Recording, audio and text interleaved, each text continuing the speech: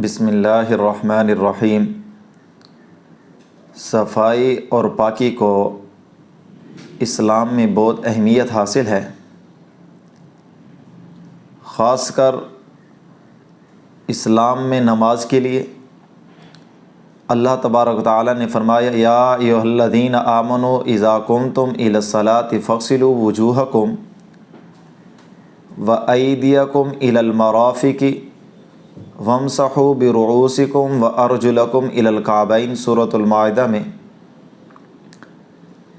اللہ تبارک و تعالیٰ فرماتے ہیں کہ ایمان والو، جب تم نماز کے لیے کھڑو ہو، نماز کا ارادہ کرو تو اپنے چہرے کو دھو لو، اپنے ہاتھوں کو کہنیوں سمیت دھو لو، سر کا مسح کرو اور پاؤں کو ٹخنوں سمیت دھو لو۔ تو فقہائے کرام نے اس آیت مبارکہ سے وضو کے 4 فرائض بھی لیے ہیں۔ تو اسلام میں اسی طرح نماز کے لیے حدیث مبارکہ میں آتا ہے لا تقبل صلاۃ بغیر طہور، کہ بغیر وضو کے نماز قبول نہیں ہوتی، یعنی نماز کے لیے وضو کنجی ہے۔ وضو کا معنی تو نظافت، صفائی، خوبصورتی ہے۔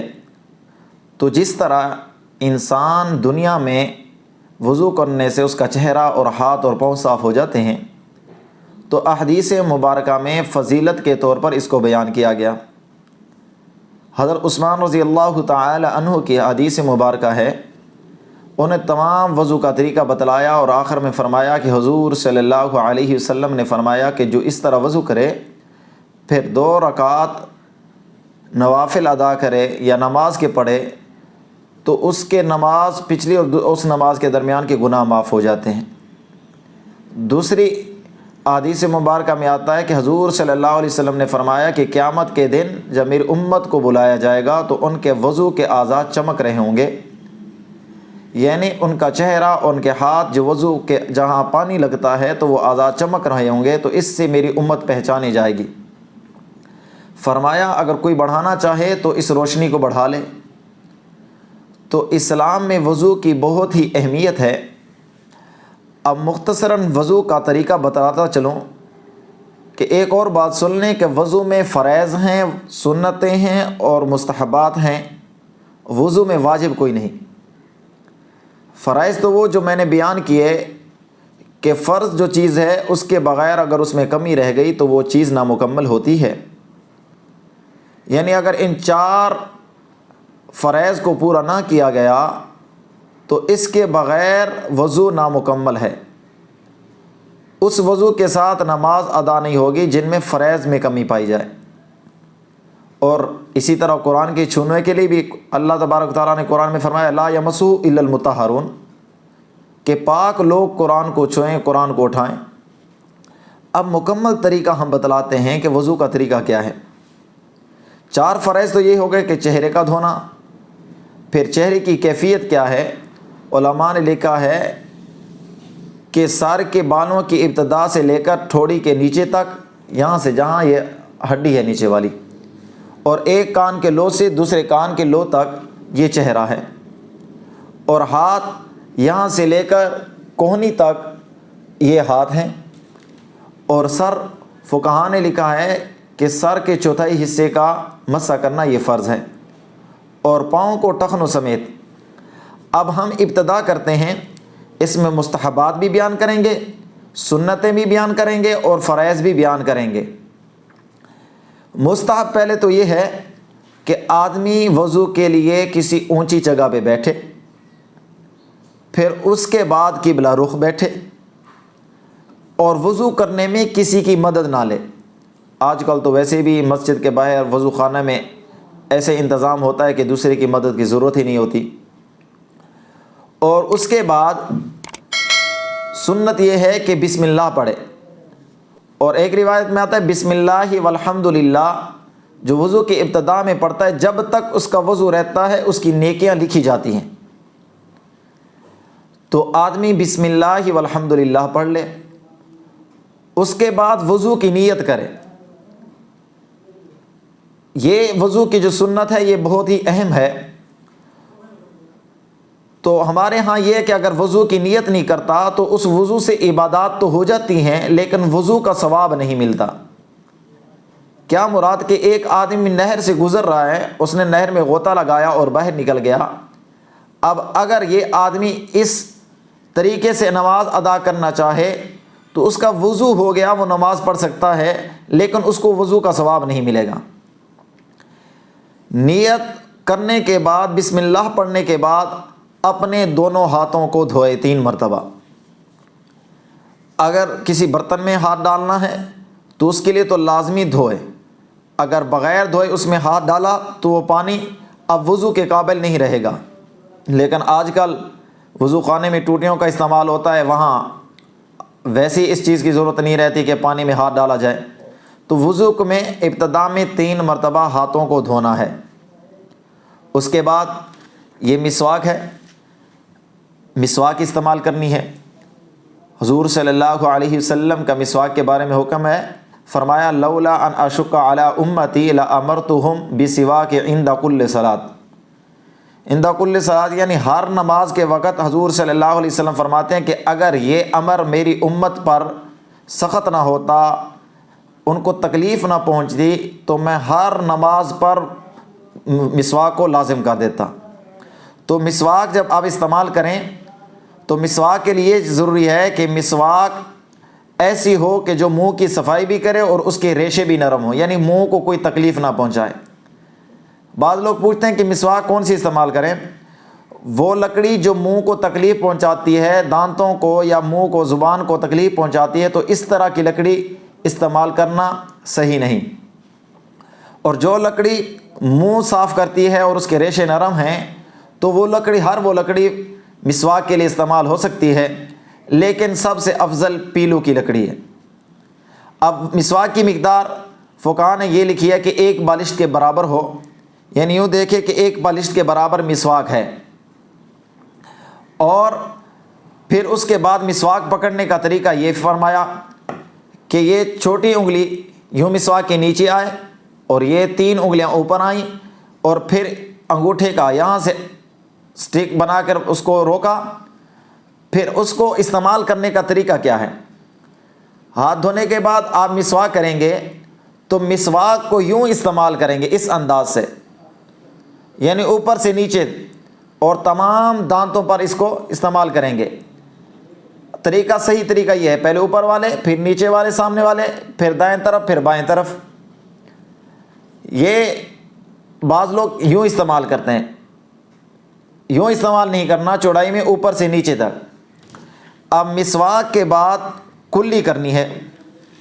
ذرا ایک اور مسئلہ بتاتا چلوں کہ 2 مسئلے ہیں جن میں رمضان المبارک میں خیال کرنا ہے۔ ایک، کلی کرتے وقت رمضان المبارک میں مبالغہ نہیں کرنا، غرارے نہیں کرنے، اور جب ناک میں پانی چڑھائیں تو رمضان المبارک میں نرم ہڈی تک پانی نہیں چڑھانا۔ ان 2 چیزوں کا خیال کرنا ہے رمضان المبارک میں۔ اگر رمضان کا مہینہ نہیں تو مسواک کرنے کے بعد کلی کرنی ہے 3 مرتبہ، یوں چلو سے پانی اٹھانا ہے، منہ میں ڈالیں اور کلی کریں، اور کلی کرنے کے بعد ساتھ غرارے کریں، مبالغہ کریں وضو میں، کیونکہ حضور صلی اللہ علیہ وسلم کا ارشاد یہ ہے کہ وضو میں مبالغہ کریں۔ مبالغہ سے یہ مراد ہے کہ وضو اچھی طرح ہو۔ اگر مبالغہ نہیں تو دوسری احادیث میں ہے ویل للعقاب من النار، کہ ہلاکت ہے ان کے لیے، ان ایڑیوں کے لیے جو خشک رہ گئی، ان کے لیے ہلاکت ہے، آگ ہے۔ تو پانی میں تو کنجوسی بھی نہ کریں اور اسراف بھی نہ کریں، لیکن اتنا پانی ہو کہ وضو اچھی طرح ہو جائے۔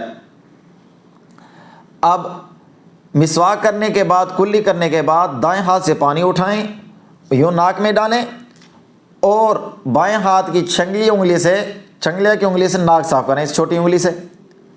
یہ 3 مرتبہ کریں اور اچھی طرح ناک صاف کریں، کیونکہ حضور صلی اللہ علیہ وسلم سے روایت میں آتا ہے کہ حضور صلی اللہ علیہ وسلم نے فرمایا کہ رات کو جو شیطان ہے وہ ناک کے کونے میں، نچلے حصے میں وہ آرام کرتا ہے یا بیٹھا رہتا ہے، تو اس کو اچھی طرح جھاڑ لیں، صاف کر لیں۔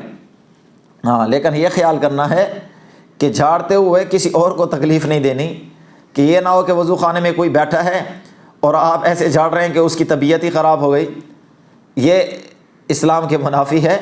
ہاں، اس کو اچھی طرح جھاڑیں لیکن دوسروں کا خیال کرتے ہوئے۔ اس کے بعد چہروں کو دھونا ہے۔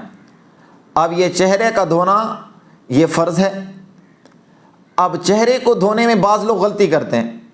چہرے کو جو حدود ہے وہ پیشانی کے بالوں سے لے کر ٹھوڑی کے نیچے تک اور ایک کان کے لو سے دوسرے کان کے لو تک۔ اب بعض مرتبہ آدمی وضو کرتے ہیں تو یہاں سے پانی ڈالنا شروع کر دیتے ہیں، اب اوپر سے بھی ماتھا بچ گیا اور دونوں کانوں کی سائڈیں بھی بچ گئیں۔ تو اس کو اچھی طرح دھونا ہے کہ یہاں سے لے کر پانی یوں اوپر لے کر جائیں اور یوں ڈالیں کہ تمام چہرہ دھل جائے۔ اور بعض دفعہ چھوٹے ہاتھ ہوتے ہیں تو وہ یہاں سے پانی ڈالتے ہیں، تو اس میں یہ ہوگا کہ اگر آپ نے 4 مرتبہ پانی اٹھا کر صرف ایک ہی مرتبہ چہرہ دھویا ہے تو یہ ایک ہی مرتبہ شمار ہوگا۔ اور سنت طریقہ یہ ہے کہ ہر عضو کو 3 مرتبہ دھونا ہے، ہر عضو کو 3 مرتبہ دھونا ہے۔ یعنی اگر آپ نے ہاتھ میں یوں پانی اٹھایا، یہاں پانی آیا، اور دوسری بار اٹھایا تو یہ چہرے کے اوپر کا حصہ اور یہ کان کے اور ٹھوڑی کو دھویا تو یہ 1 مرتبہ شمار ہوگا۔ تو چہرے کو مکمل کو دھونا، ہاں یہ خیال کرنا چہرے کا مسح نہیں کرنا کہ آپ نے یہاں پانی ڈالا اور پھر تر ہاتھ ماتھے پر پھیر دیا، یہ مسح ہوگا چہرے کا، حالانکہ چہرے کو دھونا فرض ہے۔ اس کا بہت ہی خیال کریں۔ ناقص وضو کی وجہ سے نماز ہی قبول نہیں ہوتی، نماز ہوتی ہی نہیں سرے سے، تو اس فرض کا خیال کریں۔ اس کے بعد داڑھی کا خلال کریں، یعنی داڑھی کا یوں ہاتھ تر کر کے یوں داڑھی کا خلال کریں، تو 1 مرتبہ خلال کریں۔ اس کے بعد ہاتھوں کو دھونا ہے، ہاتھوں کو یہاں سے شروع سے لے کر یہاں کونیوں تک مکمل دھونا ہے اس کو۔ بعض لوگ غلطی کرتے ہیں، پانی یوں ڈالتے ہیں، اوپر سے پانی آ گیا اور نیچے سے مسح کرتے ہیں، حالانکہ ہاتھ کو یوں دھونا چاہیے کہ تمام ہاتھ پر پانی پھر جائے۔ ہاتھ کو دھونا ہے، ہاتھ کا مسح نہیں کرنا۔ دائیں طرف سے ابتدا کرنی ہے۔ اب ہاتھ آیا تو پہلے دائیں، یہ بھی سنت ہے، یہ سنت ہے کہ دائیں طرف سے ابتدا کریں، یعنی اگر ہاتھ ہے تو پہلے دایاں بعد میں بایاں۔ اس کے بعد تیسرا فرض مسح کا آ گیا کہ سر کا مسح کرنا ہے۔ اب سنت چوتھائی حصہ فرض ہے اور مکمل سر کا مسح کرنا یہ سنت ہے۔ اب مسح کے لیے کیا ہے کہ ہاتھوں کو بھگو لیں، پھر ہاتھ کو یوں پکڑیں، 3 انگلیوں کو ملائیں، یہاں سے بالوں سے مسح شروع کریں اور یوں کرتے جائیں، اور ہاتھوں کی انگلیوں کے درمیان کی جگہ نہیں چھوڑنی چاہیے۔ اب یہ یہاں آ گیا۔ اب یہ جو ہتھیلیاں رہ گئی واپسی میں ان کو یہ سائڈیں جو ہیں اس طرح اس کو ملاتے آنا یہاں تک کہ یہ تمام سر کا مسح ہو جائے۔ اب ہم نے مسح میں یہ 3 انگلیاں استعمال کی اور ہاتھ کی ہتھیلیاں استعمال کی، ہماری یہ انگلیاں اور یہ انگوٹھا یہ بچ گیا۔ اب یہ کیا کرنا ہے کہ اس کو کان کا مسح کرنا ہے اندر سے، اس انگل کے ساتھ، شہادت کی انگلی کے ساتھ، اور انگوٹھے کے ساتھ کان کی بائک سائڈ پہ مسح کرنا ہے۔ اس کے بعد ہاتھ کی جو ہم نے مسح کیا تھا تو یہ پچھلی چیز سائڈیں رہ گئیں، اب ان کے ساتھ گدی کا مسح کرنا ہے، یوں کرنا ہے، گردن کا مسح نہیں کرنا، یہ مکروہ ہے۔ یہ گدی کا مسح کرنا ہے، یہ مستحب ہے۔ وضو میں یہ درمیان میں ایک مستحب آ گیا کہ گدی کا مسح کرنا یہ مستحب ہے۔ اس کے بعد پاؤں کی انگلیوں کو دھونا ہے اور پاؤں کی انگلیوں کا خلال کرنا ہے۔ اب ہاتھ دھوتے وقت ہاتھ کی انگلیوں کا خلال کریں یا اس وقت کریں، یہ دونوں صورتیں جائز ہیں، دونوں صورتوں میں۔ لیکن سنت میں سب سے زیادہ تاکید جو آئی ہے وہ انگلیوں کے خلال کی آئی ہے، یعنی اگر کوئی سنت کی زیادہ تاکید آئی ہے، یعنی سب سنتوں میں جو زیادہ خاص کر جس کی تاکید ہے وہ انگلیوں کے خلال کی ہے، اس کا خاص خیال کریں۔ اگر آپ ہاتھ دھو رہے ہیں اس وقت اس کا خلال کر لیں، یا جس وقت آپ پاؤں کی انگلیوں کا خلال کریں تو اس وقت بھی اس کو کر سکتے ہیں۔ تو پاؤں کو ٹخنوں سمیت دھونا اور پاؤں کا خاص کر ایڑیوں کا خیال کرنا ہے۔ اس کے لیے ہلاکت کی وعید آئی ہے کہ لوگ اس کو خشک چھوڑ دیتے ہیں، تو اس کا خاص خیال کرنا ہے۔ تو یہ وضو کا مکمل طریقہ ہے۔ اس کے بعد دعا پڑھیں، جس طرح الفاظ آئے ہیں، کہیں آئے ہیں اشہد ان لا الہ الا اللہ وحدہ لا شریک لہ واشہد ان محمدا عبدہ ورسولہ، اور بعض جگہ آیا سبحانک اللہم وبحمدک اشہد ان لا الہ الا انت استغفرک واتوب الیک۔ اللہم اجعلنی من التوابین واجعلنی من المتطہرین۔ تو یہ کامل وضو ہے۔ بعض لوگ یہ پوچھتے ہیں کہ جب سر کا مسح کرتے ہیں تو بعض لوگ یوں ہاتھ گیلا کر کے پھر آنکھوں اور منہ کو چومتے ہیں پھر سر کا مسح کرتے ہیں۔